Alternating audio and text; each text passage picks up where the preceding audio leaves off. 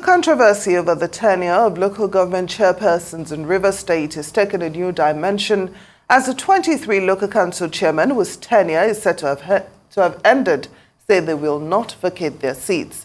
But Governor Fubara has ordered those council areas to be taken over by heads of local government administration who are said to be civil servants until further directives from the state government.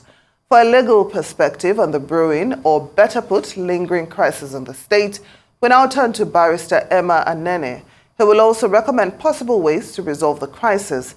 Good afternoon and good to have you on Arise News. Thanks so much for joining us. Yeah, good afternoon. Barakat Estella to my Muslim brothers and sisters across the world. Thank you to have me.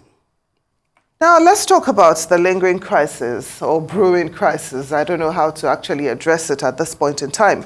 But what are your thoughts, over the refusal of the local government chairman to leave office after the end of their tenure? No, I don't think the crisis is needless, going by the provisions of extant law of Rivers State local government law. If you look at it very well, when I listened to the governor this morning, addressing the good people of Rivers State to the fact that the elected chairman should hand over to heads of local government administration. There is a principle in law called principle of quo warranto, under which authority was he acting. Even a military regime, so to speak, the edict, the governors acts on edicts, while the federal military government acts on decree. There should be a law, a particular law, edict or decree, or in a constitutional democracy, a section of extant law empowering the governor to so act. As we speak now, there is no law, either in Rivers State House of Assembly law, either in Rivers State House of Assembly law that passed the Rivers State Local Government Administration law, nor the Constitution of the 1999 as amended empowered the governor to so direct the elected local government council chairman to hand over to heads of administration. If you read Section 1 of 1999 Constitution as amended, it provided that the Constitution is supreme and it shall be binding on all the authorities and persons. Then subsection 2 says, no part of this country shall be governed by any way or any manner as not provided under the Constitution. If you fast forward it to Section 7 of 1999 Constitution as amended, it provided that the system of local government administration that are democratically elected is hereby guaranteed. Now, under that Section 7, what it presupposes is that at no point in time in our democracy shall the local government administration be governed in any other manner other than the elected council chairman. Now, there is three laws in this instant. Rivers State Local Government Law number 5 of 2018, which was amended in 2023 and subsequently in 2024. Now, in 2018 local government administration, he empowered the governor to appoint the caretaker committee. But the amendment in 2023 deleted those sections in line with Section 7 of 1999 Constitution. Now, if you look at that section, the local government law of 2023, there is no way the governor was empowered to hand over or direct any person to take over the administration of local government. Now, if you read Section 64, subsection 1 of Rivers State Local Government Law, the only entity empowered to so direct is the State House of Assembly. And in this instant, the State House of Assembly, in their wisdom, because the governor took office about a year ago, for whatever reasons best not knowing, the governor refused to conduct elections to fill the vacant of the outgoing local government chairman. Now, the nature abhors vacuum. And if you read Section 305 of 1999 Constitution, if for any reason the nation cannot conduct election to fill the vacancies across the federation, the National Assembly, in their wisdom, shall extend the tenure of the president. And that was borrowed by Rivers State House of Assembly. And that was enacted into the Rivers State Local Government Law, number 5 of 2018, which was amended and retained in 2023 and 2024. So the governor, if any entity had power to direct the local government chairman, But I'm just Yes, I'm wondering, hearing you. isn't it possible for the State House of Assembly, in their wisdom, to also order for elections to take place instead of extending the tenure, considering the crisis between the current governor and his predecessor? No, what the local government, what the River State House of Assembly did was what they were empowered to do under the law, to make law for peace, order, and good governance of the state, including the local government. Now, they have enacted the law and provided that elections shall be conducted at all times, that elections shall be conducted to fill the vacancies emanating from the tenure of local government chairman and their council. Now, it behoves on the governor who swore an oath to implement that law. It doesn't mean that it doesn't require National State House of Assembly of River State to also order the River State Independent Electoral Commission to conduct the election. It doesn't require them. There is no, their own is to provide a framework, and that framework was provided by River State Local Government Law of 2018, which is the principal law, which was further amended in 2023 and further amended in 2024. Now, it behoves on River State River State NSEC, that is the Electoral Commission in River State, to conduct election before the expiration of this local government tenure. Now, there is a principle in law that says you cannot benefit from your own wrong. What the governor or the government of River State did is to benefit from their own wrong, to allow the tenure of local government chairmen to expire so that they will create room for what is going on today. That's why I started by saying that the crisis is needless.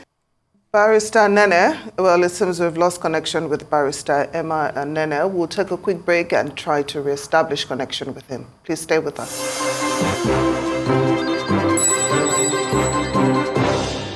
Welcome back to Newsday. We've restored connection with Barrister Emma Anene to speak on the lingering crisis in River State.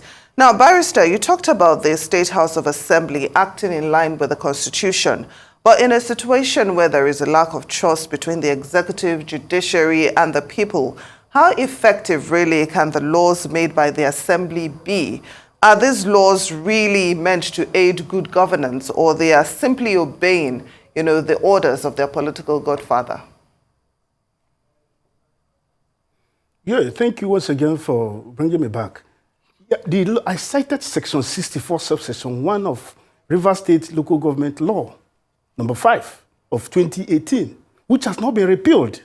That law provided that in any event like this, where election could not be conducted to fill the vacancy of local government council chairmen and their councillors, that their tenure should be extended for 6 months in the first instance. This law does not in any way show that they are acting under the external influence or internal influence. This is for the good governance of River State. This is in line with Section 7 of 1999 Constitution that provides that the democratically elected local government chairman shall be maintained at all times. This is also in line with Section 1, subsection 2 of 1999 Constitution that provides that no part of this country shall be governed in a manner other than the one provided under the Constitution. Now, the governor, on his frolic of his own, directed, the question you should be asking everybody is, number one, where did the governor drive the power to direct the elected chairman to hand over to the local government heads of administration? That's number one. Number two, people should be asking the governor is, why has the governor refused, neglected, or failed to conduct election? Bearing in mind that he knew that the tenure of the outgoing local government election should end either yesterday or today. These are the questions that should be in front burner. And this is the right question that we should be asking. Now, if the State House of Assembly made law in accordance with Section 4, subsection 8 of 1999 Constitution that empowered them in the first place to make law for peace, order, and good governance of any state thereof. Now, if they make law, and that law is accentuated with malice or anything, or malified or anything, the persons who agree should approach the court for interpretation. It has nothing to do with personal interest or not personal interest. It has to do with, do you have the right to make such law? That's number one. If you have such right to make such law, the question is, under which law did you drive that power? Then they are talking that the fact that they drive their power from Section 4, Subsection 8 and 9 of 1999 Constitution and Section 7, Subsection 1 of 1999 Constitution. It has nothing to do whether they are quarreling or fighting with the governor. It has to do with good governance in Rivers State. Now, if I may ask, how is the handing over of civil servants, heads of local government administration, sole administratorship, further the good governance at local government level? When we are talking about when we are talking about autonomy and independence of local government system, if you hand over to heads of administration, the person is going to run one-man show. Now, the people who are exiting or who are allegedly to be exited by the order of the governor, which I find is null and void, are the people elected by the people. You have the chairman as the head and the councillors who makes law for the a law for the governor for the local government chairman to function. Now, what we are going to have now, going by the directive of the governor, if it stands, assuming without considering that it will stand, we are going to have a one-man show at the local government level, and that one-man show is going to be run by governor. We cannot, because we don't want, we cannot, because people are suspecting that the legislator are working in tandem with another person, destroy the constitution, which they themselves swore on oath to uphold. What we are talking here is 1999 Constitution as amended. And I did ask again, under which law did the governor himself drive the power to so direct the outgoing local government to hand over to heads of administration? Like I said, under the military, even under the military administration, where the state is being run by edicts and the federal government run by decrees, they will point to a particular edict or decree, empowering them to so act. Why did the governor not cite any section of the law or the section of the constitution that so empowered him to act? The directive is, for me, there is no quo warranto. There is the principle of quo warranto comes into play here because the governor is not empowered by the Rivers State local government law, nor the Constitution of 1990, nor the Constitution of Federal Republic of Nigeria to direct anybody to hand over to anybody. So in this case, the directive by the governor is illegal, is unconstitutional, and for me, it is null and void. Because it's founded on nothing. As you can't put something on nothing and expect it to stand. The governor is building something on nothing. And that something is building is that of a sole administratorship at the local government council level. I don't know if you can hear me. Barrister, can you hear me?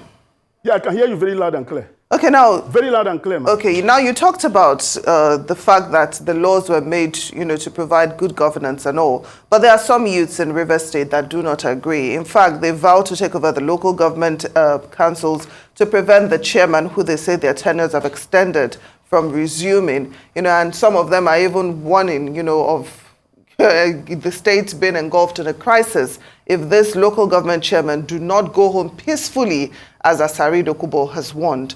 So what are your thoughts on this? No, the thing is this. I don't know who is engineering those youths. I don't know who is mobilizing them. This is act of self-help, anarchy, and it is allowed in a constitutional democracy. If you feel aggrieved by any law passed by Rivers State House of Assembly, you approach the court for interpretation. If the court says, if the court finds in your favor that the law so passed by Rivers State House of Assembly is unconstitutional, is null and void, so be it. If the court says the law passed by Rivers State House of Assembly is in line with the 1999 Constitution, so be it. It doesn't need self-help. It doesn't need this chaos. People should be civilized. The governor should address the state. Because let me take you once again to what the governor said when they signed the Abuja Accord. He said, no price is too much for peace to reign in Rivers State. And part of that accord is that there shouldn't be caretaker committee at the local government level. The governor should speak to the youths who are being misled by whatever motivations.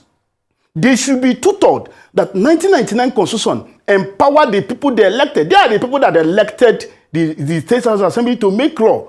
They are the people that empowered them, they elected them to make law in the first place. And acting upon that election, they enacted this legislation. If this section 64, subsection 1 of Rivers State local government law is not in tandem with what they want, is to approach them to amend it or to go to court to set it aside. You don't need to go to streets to begin to protest. It's not necessary. The protest is not necessary. It's not going to, in any case, it's not going to solve any problem. It's not going to repeat that law. It's not going to, it's not going to remove those elected local government chairmen because they're hanging on something. Barrister, we are almost completely out of time, but I would just like to ask, is it possible that the reason that these youths are protesting is because they have lost faith or confidence in the judiciary, which in most cases gives conflicting judgment on the same issues? Very quickly, please. No, you in a constitutional democracy, you cannot lose faith in democracy. If you lose faith in democracy, you are calling for anarchy. And that is not what we want. We are living in a civilized society. I cite what happened in Trayvon Martin's case in America. When the court gave judgment, President Obama said, we are a nation of laws. The jury has spoken, and we're going to abide by it. Also, what happened to Hunter Biden in the United States of America? The jury convicted him. Then what happened to former President Trump? They convicted him. And that's the position of the law. If you don't like what the court says, you approach the Court of Appeal. And that is why the Court of Appeal is there. If the Court of Appeal rules in your favor or against you, then you can approach the Supreme Court, who has the final say. At the end of the Supreme Court decision, you can now appeal to God or to your conscience. But as it is now, anybody protesting that they have lost faith in judiciary is losing it entirely, and it shouldn't be condoned. Neither should it be encouraged, because we are living under democratic principles. And that democratic principle is that if you feel aggrieved, you go to court, or you approach the same state of assembly for them to review that law. Unless and until this thing happens, that law stands. And as that law stands, the directive should come from Rivers State House of Assembly. And they are so directed that in any event, because what they are doing is that they are encouraging the governor who did not conduct election for 1 year. Because he knows all this, he has the resources to conduct election. The youths are not querying him. Why didn't you conduct election? If you had conducted election before now, this crisis wouldn't have happened. But the Rivers State House Assembly, in their wisdom, said, if for any reason the RESEC, that is the Rivers State Independent Electoral Commission, could not conduct election, the people who are elected should hold office for a period of 6 months in the first place. I think that is democratic enough. I think that speaks to the fact that these people are democratically minded. Legal practitioner, Barrister Emma These people Anene. are democratically minded, and they would want peace to reign in Rivers State. Well, thank you so much for joining us on Newsday. That's all that we can take. We appreciate your contribution to the program.